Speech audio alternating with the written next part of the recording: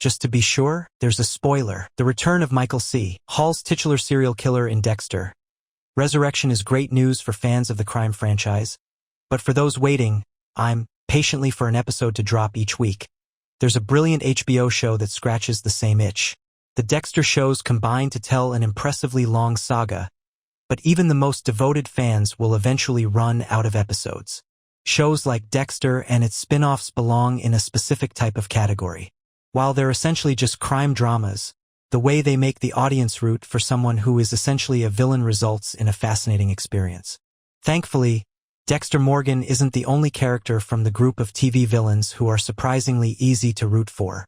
Welcome to Movie Spy. Barry is a dark comedy about a serial killer hiding in plain sight. Barry Berkman is like Dexter Morgan.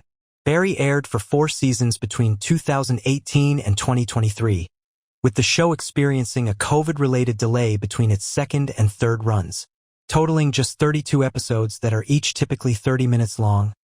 Barry is a truly accessible binge watch that will appeal to Dexter fans. Bill Hader's Barry Berkman leads the cast in the title role. Hader's role makes him one of Barry's best characters, but the actor's comedy background brilliantly sets up an expectation for the show itself to be laugh-a-minute mayhem. While Barry is, at least in part, a comedy project, the laughs don't come from the same place that one might expect with a figure like Hader involved. Barry features some incredibly dark scenes, but it's those moments that somehow also bring about some of the biggest laughs. The stress of Barry getting caught is one of the central themes of the show, which is also true of Hall's character in the Dexter franchise. Inversely, while Barry is a comedy that draws on dramatic storylines, Dexter is almost the exact opposite.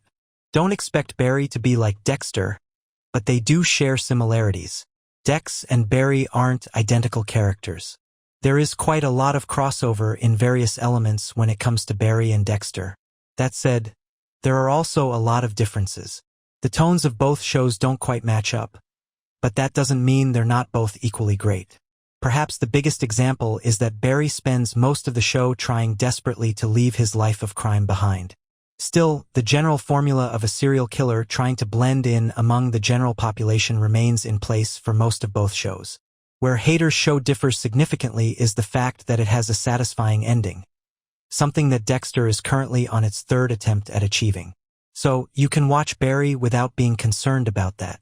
Thanks for watching.